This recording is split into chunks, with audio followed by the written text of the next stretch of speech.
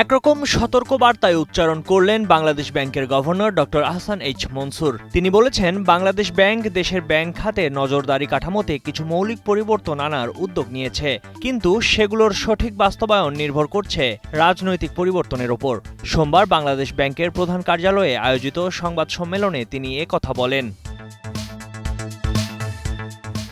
বাংলাদেশ ব্যাংকের গভর্নর বলেন, কেন্দ্রীয় ব্যাংকগুলোর তদারকি ব্যবস্থাকে আরও দক্ষ, কার্যকর ও আধুনিক করতে চায়। এর অংশ হিসেবে ঝুঁকিভিত্তিক তদারকি পদ্ধতি চালুর সিদ্ধান্ত নেওয়া হয়েছে, যা ২০২৬ সালের ১ জানুয়ারি থেকে আনুষ্ঠানিকভাবে কার্যকর হবে। কিন্তু কেন্দ্রীয় ব্যাংকের গভর্নরের অভিমত, এ উদ্যোগ তখনই কার্যকর হবে যখন গুণগত রাজনৈতিক পরিবর্তন আসবে, অন্যথায় কোনো নীতিমালাতেই ব্যাংক খাত শক্তিশালী করা যাবে না।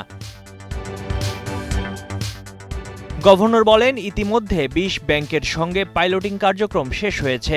আগামী ৩১ ডিসেম্বরের মধ্যে ৬১ ব্যাংকেই রিস্ক বেসড সুপারভিশন চালু হবে। ১২টি ভাগে বিভক্ত ১২টি কমিটি গঠন করা হবে, যারা ব্যাংকের চতুর্দিক থেকে অর্থাৎ ৩৬০ ডিগ্রি সুপারভিশন করবে।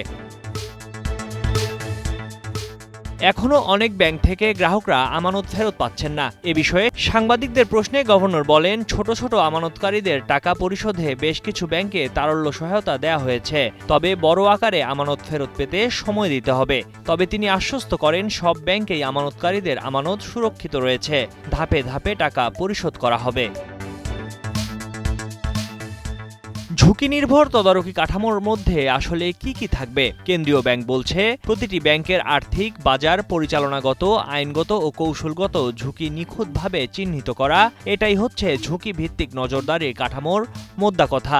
এটি অনুসরণ করা গেলে প্রতিটি ব্যাংকের কার্যক্রম আলাদাভাবে মূল্যায়ন করা এবং ঝুঁকিপূর্ণ ক্ষেত্রগুলোতে দ্রুত হস্তক্ষেপ করা যাবে। এই কাঠামো চালুর জন্য বাংলাদেশ ব্যাংক তার অভ্যন্তরীণ সংগঠনে বড় ধরনের রদবদল আনছে বলেও জানা গেছে। ময়ূখ ইসলাম, কালের কণ্ঠ।